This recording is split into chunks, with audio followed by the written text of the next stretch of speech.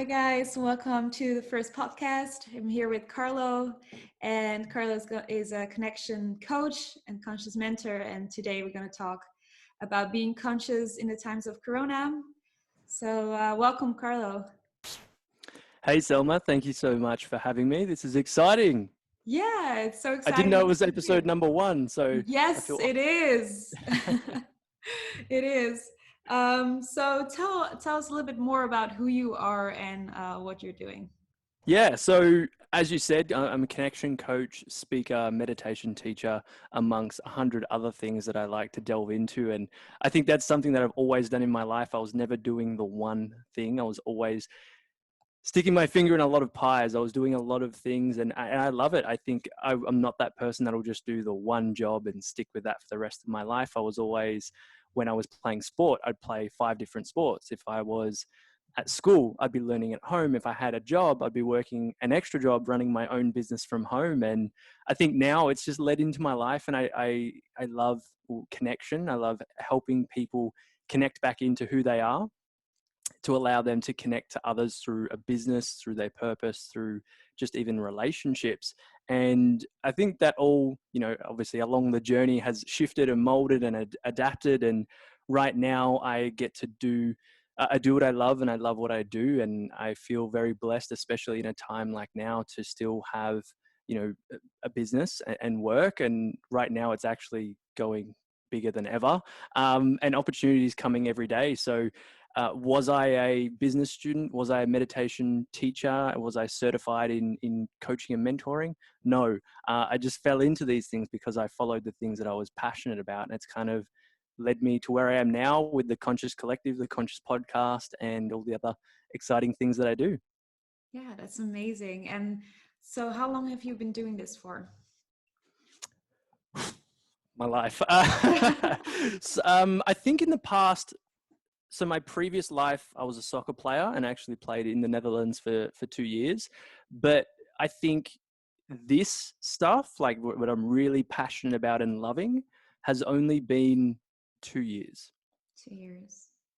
And can you tell us a little bit more about why conscious living? Because that's your main focus, your main purpose. Why especially that? Yeah, so it's a really unexpected story where I wanted to start a podcast, and I was actually listening to a podcast with one of our mutual friends, Joel Brown, and he was talking about, when he met Jordan Belfort, and Jordan Belfort was like, oh, Joel was asking, how do I find my purpose? How do I do something I love and make money and all of that? And Jordan was saying, number one, find what you're really good at. Number two, find what you really love doing or naturally love doing and really good at. And 3, how you can serve the world doing that. And I was like, okay, well, I really enjoy talking to people. I love extracting information, building relationships, connecting with people.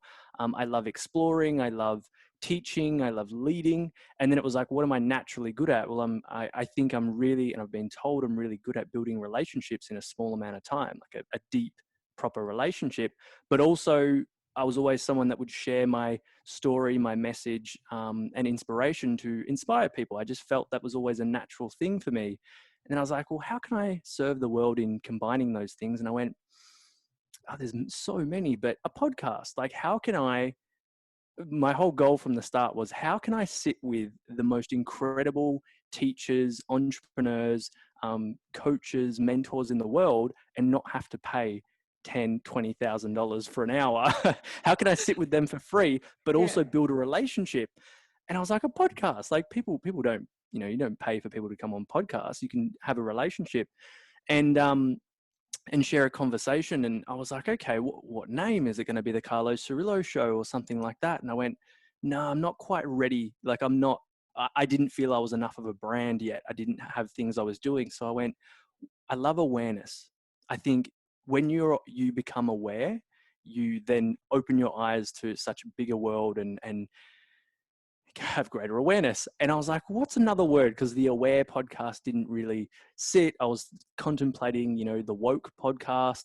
And I kind of looked at these few names and some of them were taken. And I went, okay, well, I went to, I think it's called the thesaurus on the internet. And I was like, what's a word that's similar to awareness? And I Mm. seen conscious. And I went, oh, conscious, Carlo. That's it. It's like, why not? I could go into so many different elements of this. And because it was that play on words, like aware Carlo doesn't really sit. Conscious Carlo, it fits perfect. And I went, okay, sick. I'm going to take this on. And then, not really knowing what consciousness was or didn't have a definition, that was one of my questions in the podcast is, what is consciousness to you, the guests? And over time, it's kind of stayed the same, which was, awareness. But then after talking to so many people and to being so in love with personal growth and development, I felt that on my journey, when I gained that awareness, I started living a more conscious life, started being aware of all the things internally and externally and how that affected my life and what I wanted to do. And naturally, it just kind of took off from there. So it wasn't something that was like, oh my God, I want to be conscious and that's it. Mm. It was, I fell into it. I chose a name that maybe intuitively stuck out to me, and I've stayed with it and I love it so much. That's amazing. And how did you gain more awareness? I think a I lot of think people nowadays struggle to be conscious and stay in the present. So how did you do it? I think my awareness grew when I started to look outside the box, outside the norm. I started meditating. I started reading books. I started listening to TED Talks, and that's how we gain that awareness. And with that consciousness, consciousness is where everything and everyone exists, and no one and nothing is judged. The awareness of your internal thoughts, beliefs, actions. And when I started reading these books that were like, Think and Grow Rich, Your Thoughts Are Things, started listening to things that were like, your subconscious, the quantum field runs everything, Joe Dispenza's sort of work. I was like, whoa, there's more to this than just I wake up, I live my day, I go to sleep. Mm. It's we have energies, we have thoughts and awareness that we can control, and we can work with to live a better life. And I think that just once you start going down that rabbit hole, I was like, man, I'm grabbing a shovel, I'm going deep into this stuff. That's amazing. And like for people nowadays, what would be the best advice to give to start living conscious? Like I know a lot of people, there's a lot of information out there. You can read a lot of books, you can watch TED Talks, you can meditate, but what is the key for starting to be conscious and aware? I've never been asked this question, so this is really good. What is the first step someone can do to be more conscious or to start that journey? I would say if you're thinking that way already, then you've already got some sort of awareness or Mhm. consciousness. But the first thing that I would say to do would start to write things down. Once you start becoming aware of your thoughts and your feelings and you start writing things down and actually putting, pen to paper that this is a thing that's going through my mind or my thoughts or my beliefs, that's when you start to bring them out. Because if they're all in your head, you're going to get so confused with everything that's going on because we have so many thoughts, so many beliefs. And if they just stay in our head, we get confused, overwhelmed, stressed, all those things. I think for me, the first thing was it doesn't have to be anything fancy like journaling or doing gratitude or anything like that, but actually writing things down and writing, what am I thinking today? How am I feeling? And what am I believing? Like, am I believing I'm not good enough? Mm. Am I thinking that, I'm never going to be loved or in love?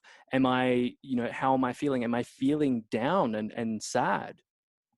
Once you start like acknowledging these things, that's where your awareness comes. Then you can start going into all the other elements of, gratitude, self-acceptance, values, vision, all that sort of stuff. But when you do all that, but you don't have awareness of what's going on internally, the external stuff it won't really be as effective.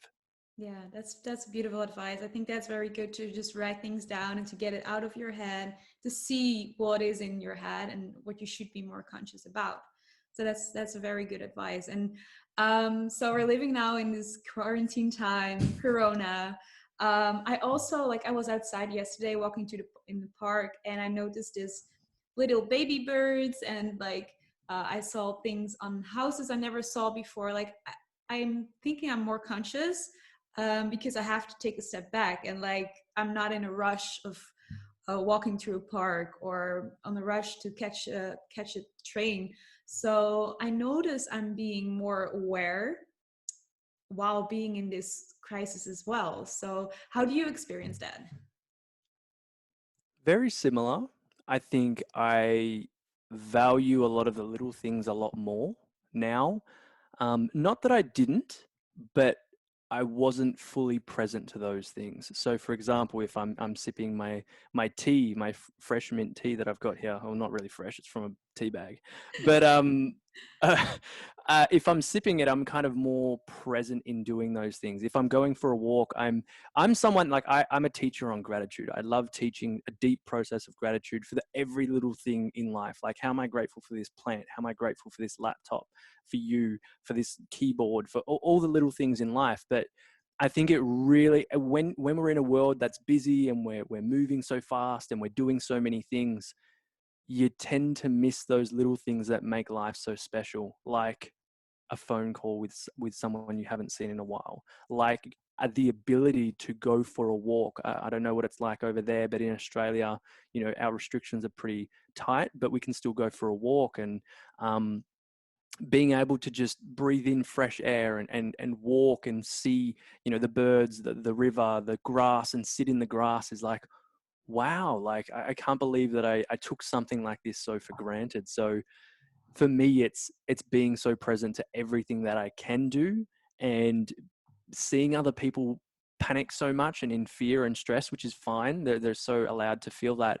But then also being like, okay, I don't need to give in to that. I can control where I'm at and what I then do to how I experience my life right now. No, that's amazing. I have the same, like, a hug I would never take for granted anymore, because you cannot Yeah. hug people, and you like your family, your friends. So you definitely get more conscious about how precious those things are in life, right?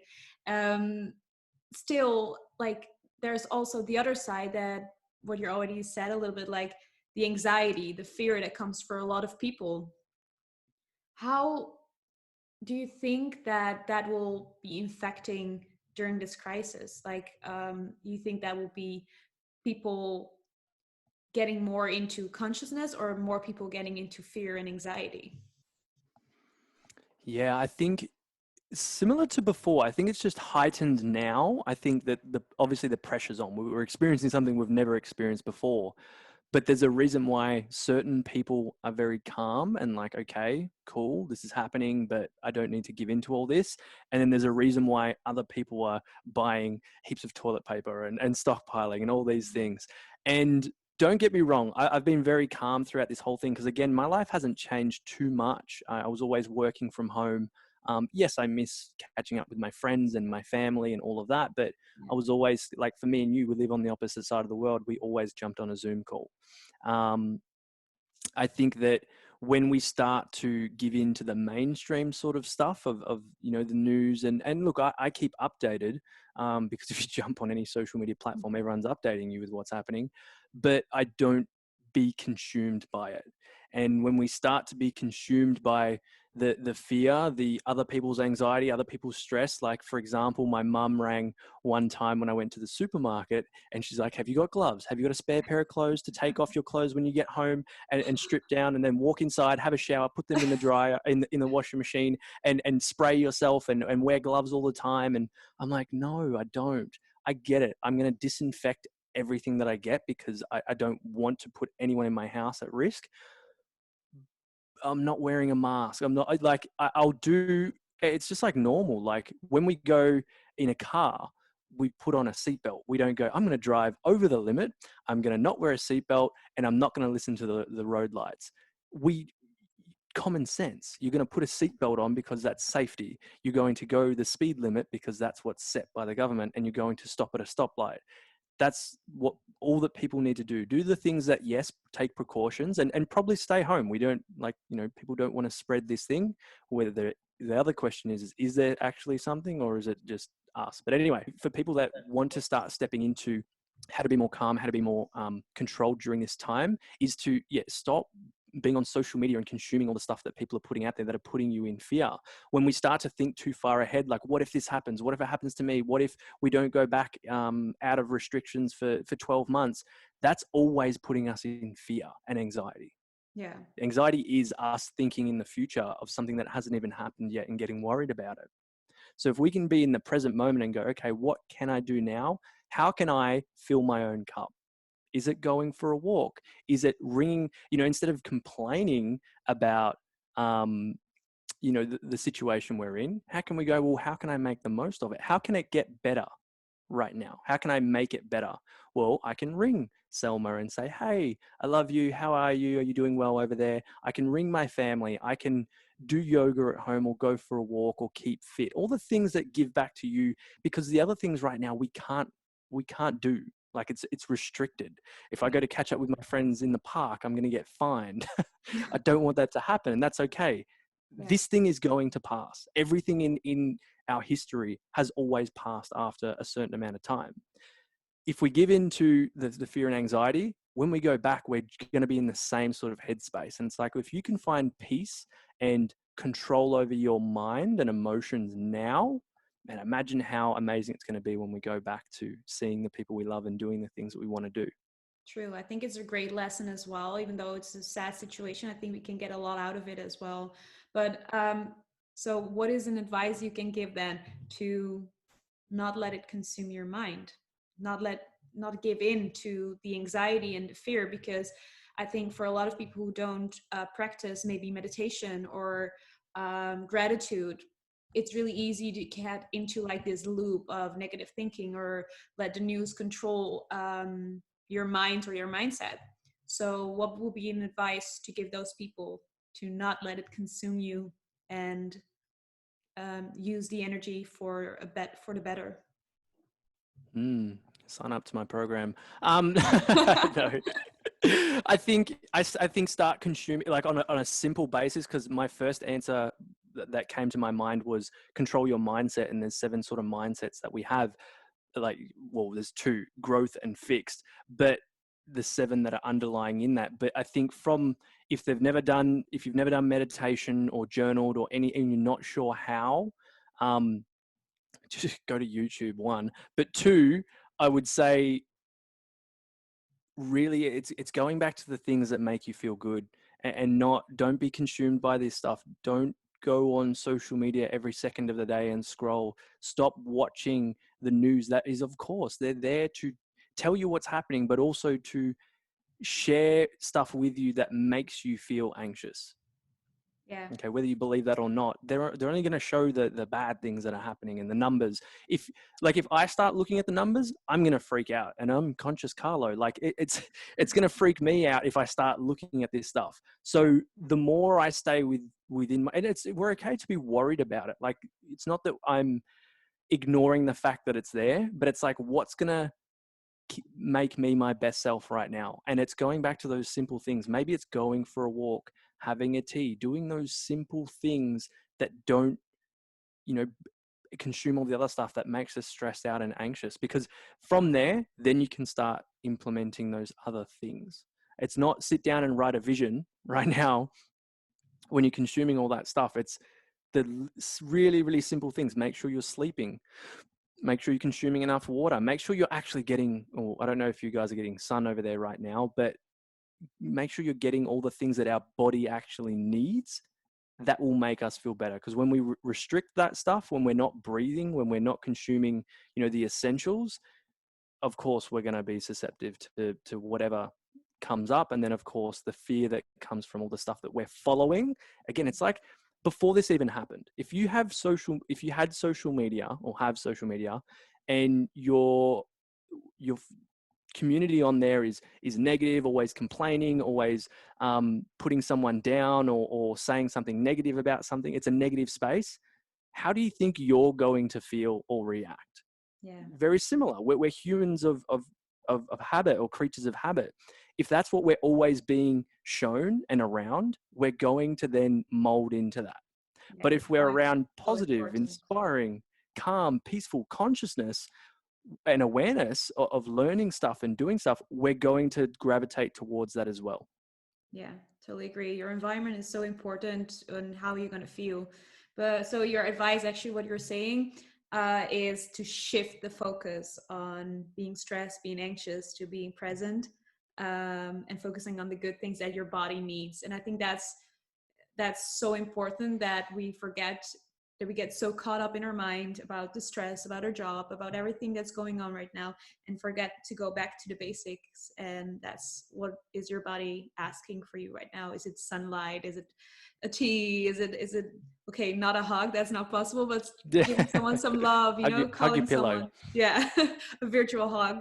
But that's so important, and that's such a good advice to give to people as well, to start living more conscious in this time that we're living. And here in the Netherlands, we are allowed to go outside. That's also one thing that I'm very grateful for, because no, Spain can go outside now as well, but there's a lot of countries who cannot go for a walk, and you just start appreciating the little things in life.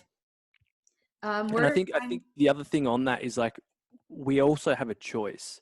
So like I was saying about social media, we have a choice of whether we consume it or not.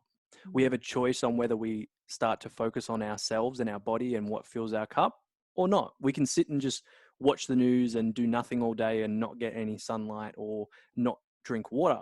But we also have and choose to stay in fear, stress, anxiety. But we also have the choice to do the opposite, to read, to learn, to fill our cup, to go for a walk, to focus on all the, when we're on the other side, we focus on all the things that are going wrong. But we can also switch that. It's a mindset shift of that choice of going, what's everything that's going right? What can I appreciate and be, again, that next step? What can I be grateful for? What can I do? Instead of what can't I do? Because there's an endless list. But mm, what can you do now? And that's going to allow you to then make decisions that align with moving forward, not being stuck. true. Why do you think that still it's more difficult to choose that part instead of choosing the part of anxiety and fear? Because I think, that's my opinion, that nowadays people are getting so caught up in fear and stress, while there is the other choice, but it's harder to take that choice or to make that choice. I think this is a reason why even without COVID-19 that there's people that still choose that, and I think it's because it's the easy option. It's comfortable. They don't have to do anything different. Um, it is so it's such a comfort zone to just be told what to do and do it. Whether that's conditioning from school to then a workplace where you get told what to do and you do it. Like you don't have to think outside the box. It's like these are the things I do, these 5 to 10 things, and that's it. And Yeah, right now, if we sit and we panic and we fear and not think outside that box, it's easy. Like, don't get me wrong, it's easy to sit and watch Netflix every single night. It's easy to eat junk food and not look after my body. It's easy to not go exercise. There's days where I don't even want to do it. But when we make those easy choices, and not to say that the hard choices of looking after your body, doing the inner work, being aware, being conscious, and learning and adapting, not to say that that's not easy either. They're just two choices that we're used to making, this one so much and not the other. But the one that's going to benefit us can also be effortless. It's not hard for me to drink water. Like you just pick up the damn bottle and drink it. yeah, It's not hard for me to um, consume more good stuff instead of the bad stuff like food, alcohol, all those types of things. It's not hard for me to go for a walk. I feel so much better after doing that than sitting in my desk chair all day. So if you do what is easy, you'll make your life hard and stressful and anxious. But if you do what is hard or perceived as hard, you will make your life easier because you'll feel so much better. yeah. And on the long run, it will feel more easier to pick up the bottle of water, or just to go outside and get some sunlight, for example, or eat healthy food, because in the long Hmm. run, it gets a habit as well. And then you have a Yes. good habit and a good comfort zone that is beneficial to your needs. So Great that's point. yeah, great, amazing point. So during this time, what is the hardest thing for you? What has been the hardest part for you to be conscious about?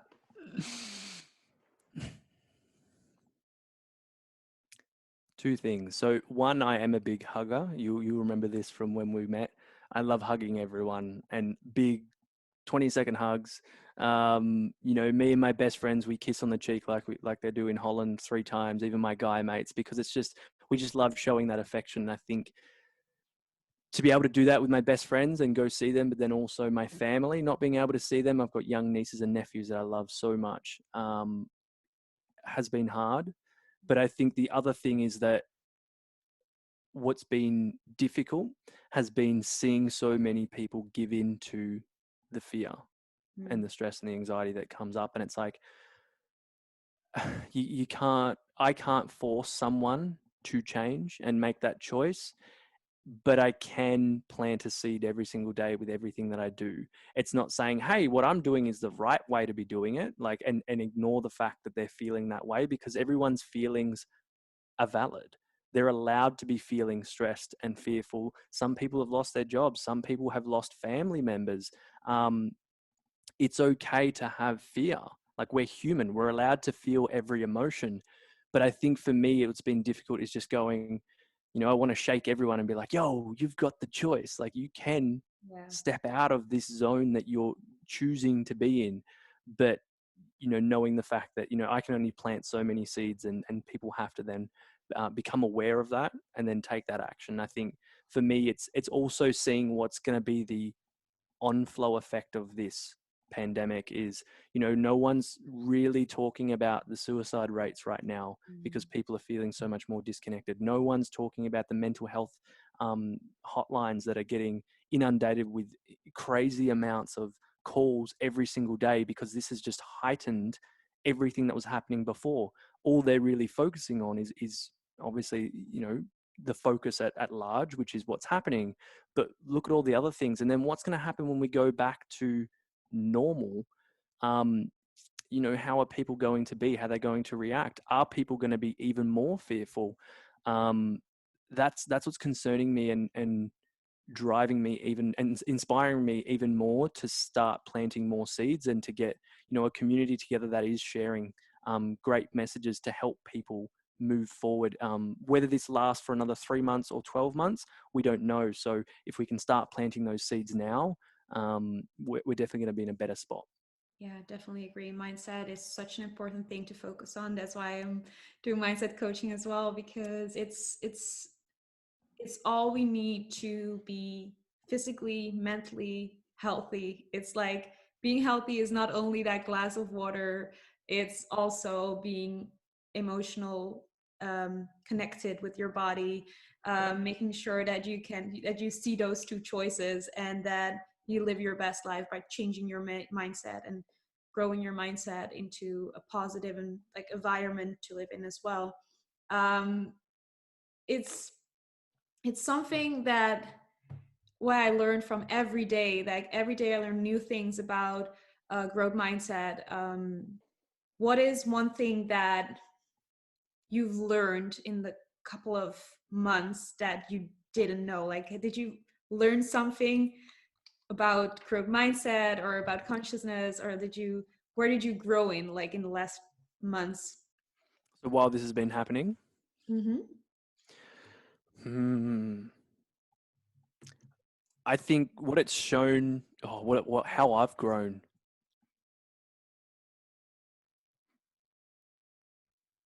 I think it's definitely broken some barriers for me in conditions, in terms of, I thought that with everyone losing their jobs, with the economy going down, and everyone being in fear, that no one would want to work on themselves. No one, like, I was like, that's the last thing people are going to want to commit to, because normally that's the last thing that a lot of people want to do, is work on their personal growth. They're more than happy to buy a new car or buy a house or go out for dinner. But if as we know as coaches, it's, that investment in yourself. Before, I was like, now that this is happening, man, no one's going to buy my course or do anything like that. But I had double the amount of intake. I had over 100 people enter my program, my free program. And every day it's like there's more and more happening. And I think for me, it was like, there's no reason why this can't happen without a pandemic. But I honestly just was blown away at the amount of people that this had shaken up to go, you need to work on yourself, Yeah.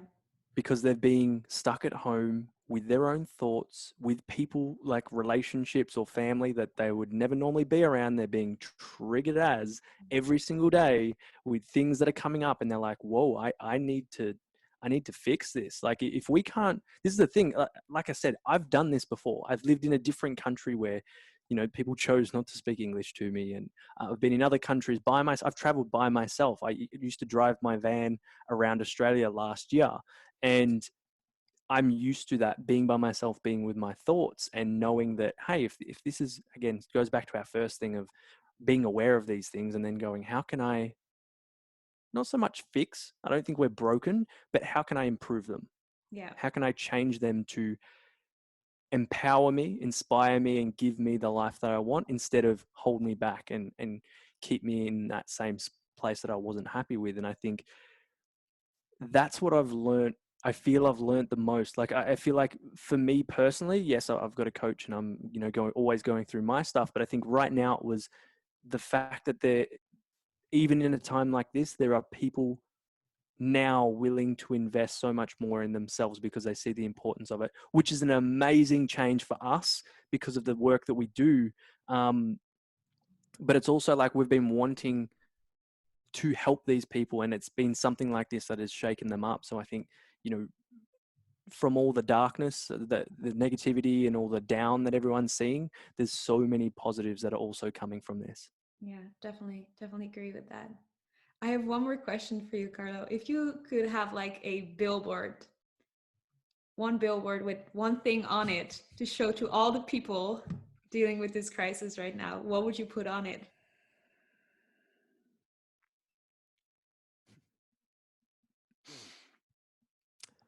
I think this would have to be a big billboard with a lot of words.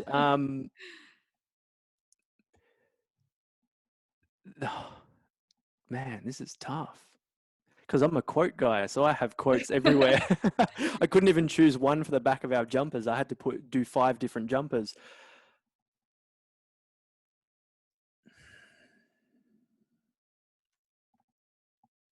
So I'd say there's 2. Maybe I'd split it in half. Hmm. One side would say, you are worthy, you are loved, and you're exactly where you're supposed to be. And the other side would say, welcome to heaven, population, everyone. Mm, amazing. That's beautiful. I think that would inspire a lot of people. Thank you so Mm. much, Carlo, for joining my first podcast. I'm happy. I'm really happy that I had you on. Where can people find you? Can you tell a little bit more about maybe the program and where people can find you online? Awesome. Well, thank you for having me for your first podcast. This has been awesome, this chat. Where you can find me is Instagram. I'm at the most, and all my links and everything are in there. I have the podcast, the Conscious Podcast. I have my website. I have a membership site.